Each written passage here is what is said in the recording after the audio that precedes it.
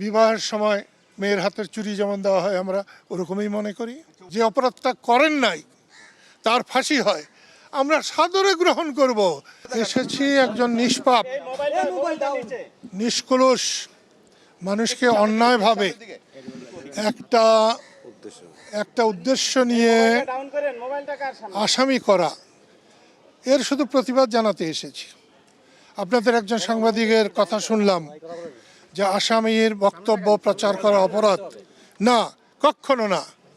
অভিযুক্তের কোনো বক্তব্য প্রচার করা অপরাধ নয়, শাস্তিপ্রাপ্ত তার বক্তব্য প্রচার করা হয়তো আইনের দৃষ্টিতে অগ্রহণযোগ্য হতে পারে।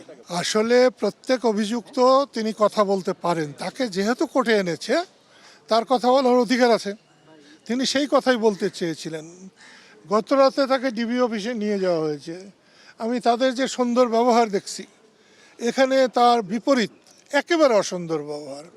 আমার গায়েও ধাক্কা লেগেছে। লতিফ সিদ্দিকী 87 বছর বয়স, যার এই বাংলাদেশের জন্মের বেদনার সাথে যিনি জড়িত। ঠিক আছে, আমি মুক্তিযুদ্ধে একটা বিরাট সুনাম অর্জন করেছিলাম, কিন্তু তারও সূচনা করেছিলেন এই লতিফ সিদ্দিকী।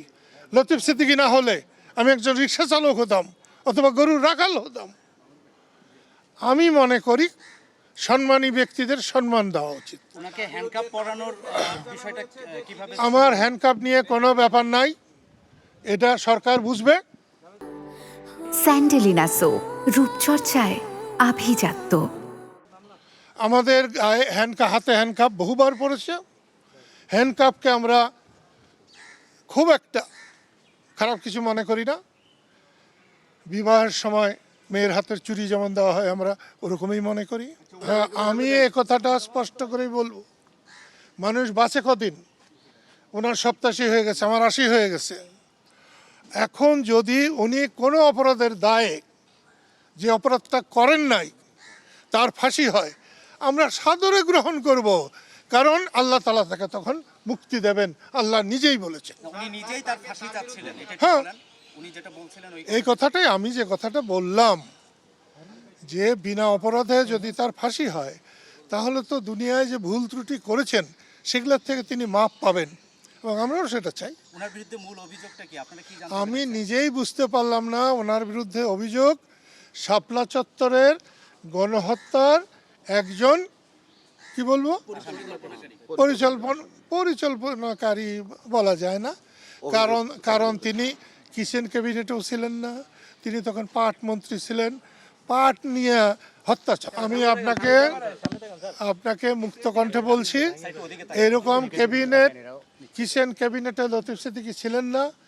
আর লতিফ সিদ্দিকী এই সময় কিছু ঘটনা নিয়ে বিতর্কিত ছিলেন আওয়ামী লীগের কাছে, শেখ হাসিনার কাছে, এবং উনি যেহেতু জয়কে বলেছিলেন কি যেন কথাটা, কিন্তু উনি ওইভাবে, জয় দেশে মানুষ নয়, রাস্তার মানুষ নয়, উনি বলতে চেয়েছিলেন যে জয় হচ্ছে বঙ্গবন্ধু শেখ মুজিবুর রহমানের নাতি, তাই ফেলনার মানুষ নয়।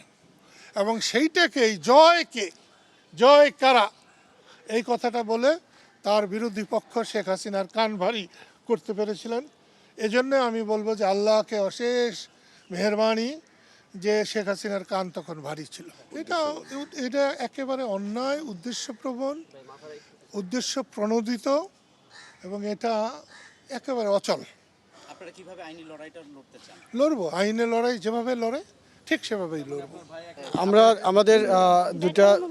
আমরা ওনার সাথে কথা বলেছিলাম, কোর্ট সেই পারমিশন দিয়েছেন, এবং আমরা আজকে আমাদের ওকালতনামা সাবমিট করেছি, সেটা সিগনেচারের জন্য পারমিশন দিয়েছে। আমরা আবার কোর্টকে পারমিশন চেয়েছিলাম, উনি কোর্টকে অ্যাড্রেস করে কিছু কথা বলতে চান, সেটা কোর্ট ওনাকে সেই পারমিশনটা অ্যালাউ করেনি।